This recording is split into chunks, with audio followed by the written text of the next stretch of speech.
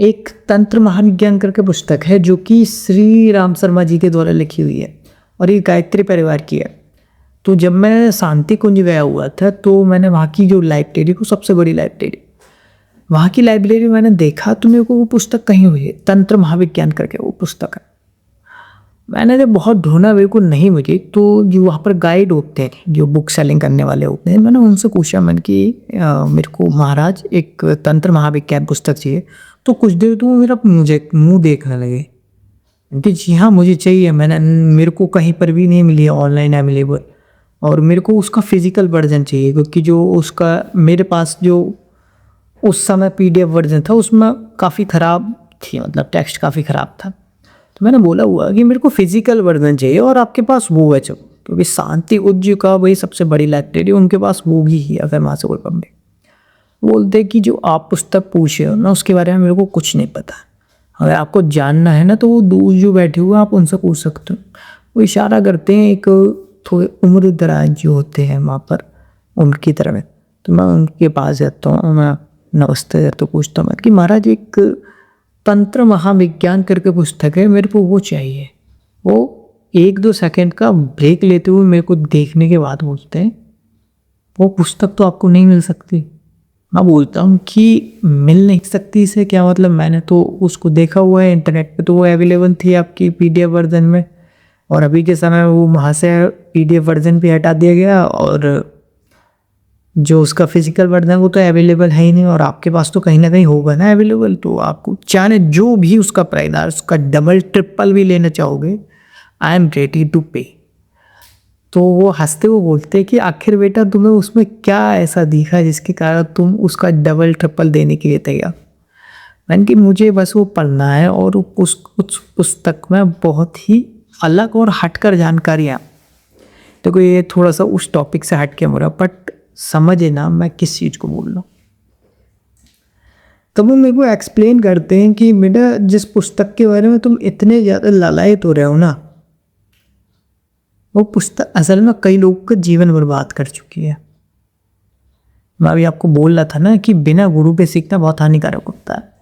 मेरे साथ जो है मेरे दोस्त के बड़े भैया गए हुए थे, एक्चुअल में उनकी ही फैमिली के साथ में गया हुआ था, बड़े भाई की। वो भैया हैं, भैया भी मेरे साथ में खड़े हुए थे। यहाँ पर मेरा और भैया का दोनों का इंटरेस्ट था, तो हम पूछते हैं उनसे, महाराज जी ये क्या मतलब बहुतों का जीवन बर्बाद कर चुके हैं। वो बोलते हैं कि श्री राम शर्मा जी ने ये पुस्तक लिखी थी कि लोग तंत्र के बारे में जाने, उसको समझें, लेकिन असल में लोग इस पुस्तक के द्वारा उन तंत्र के जो बताए गए हैं प्रयोग, उन जो तंत्र के कुछ चीज़ें बताई है उनका प्रयोग करने लगे बिना गुरु के, बिना गुरु के आज्ञा के, बिना गुरु की सहायता के, जिस कारण उनकी साधनाओं में कुछ ना कुछ खलल आया और उनको उसकी हानि चुकानी पड़ी। कई लोग मानसिक विकृत हुए, तो कहीं किसी को शारीरिक हानि हुई, कहीं किसी को कुछ ना कुछ हानियाँ जरूर हुई। इस कारण हमने उस पुस्तक का प्रकाशन तो बंद करा ही, हमने उसके लगभग सारे जितने भी वर्जन थे हमने हटवाए हैं इसके इंटरनेट।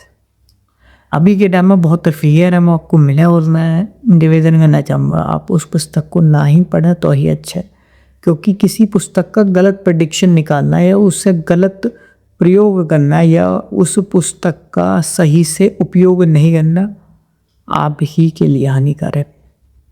इसीलिए उस पुस्तक को वहाँ से हटाया गया, लाइब्रेरी से भी हटाया गया, दूसरे इंटरनेट से भी रिमूव करा। मेरा कहने का यही मतलब था कि किसी असलियत में उस पुस्तक का उद्देश्य था कि आप तंत्र को समझो, लेकिन लोग उसका गलत उपयोग करने लगे, लोग उसके जरिए प्रैक्टिकल करने लगे, प्रैक्टिकल बिना गुरु के नहीं। और गुरु भी जब तक श्रेष्ठ नहीं है तब तक आपको नहीं करना। तो बिना गुरु के जो है इस टाइप के प्रयोग नहीं करने होते हैं।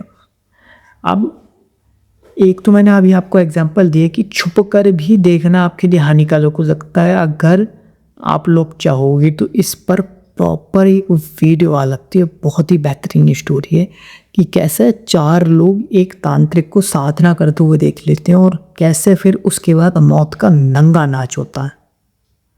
अगर ये वाली स्टोरी सुननी है ना भाई, कमेंट करना मौत का नंगा नाच, या फिर स्टोरी लिख देना तुम शॉर्ट में, बस यही लिख दोगे ना, मौत का नकनाच, मैं समझ जाऊंगा आप किस स्टोरी की बात कर रहे हो।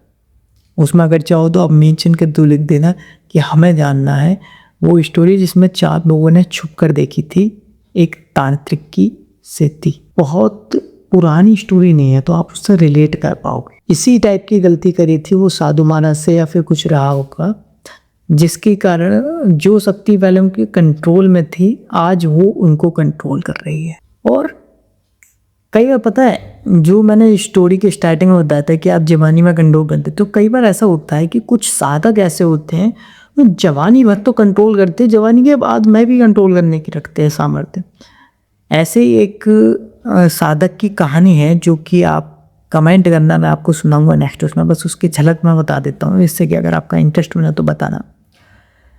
कुछ साधक ऐसे होते हैं जो अपनी साधना उसके बल पर अपने आप को इतना मजबूत रखते हैं कि वो उन शक्तियों को जवानी के बाद बुढ़ापे में भी कंट्रोल कर पाए।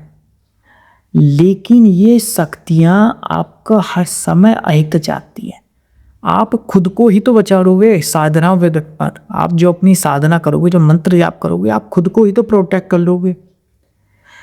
आप बहुत ज़्यादा सामर्थ्यवान है, अपनी फैमिली को ही तो प्रोटेक्ट कर लो। लेकिन ये शक्तियों कोई 1-2 साल नहीं, सालों साल इंतजार करती हैं आपकी किसी एक चूक का।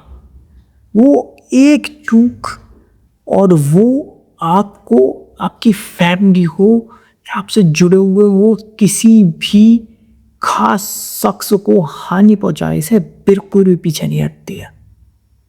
एक ऐसी ही कहानी थी जिसमें एक साधक एक परिवार को एक बुरी शक्ति से बचाता है, जिसके बाद वो बुरी शक्ति उस साधक को लेकर इतना गुस्से में आ जाती है कि वो निश्चय करती कि भाई तेरे से मैं बदला जरूर लूँगी। लेकिन साधक की शक्तियाँ और जो साधक का तपोबल होता है वो इतना ज़्यादा होता है कि वो उससे कोई बदला नहीं ले पाती। तो वो इंतजार करती है कि कब इस साधक का बेटा होगा और कब वो बेटा कोई ऐसी गलती करेगा जिसके बाद इस साधक का बनाया हुआ जो सुरक्षा कवच है वो टूटे।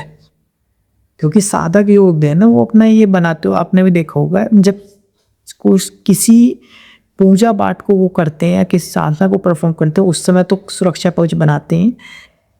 इस साधक ने अपनी फैमिली, अपने घर के ऊपर भी सुरक्षा कवच बनाया हुआ था।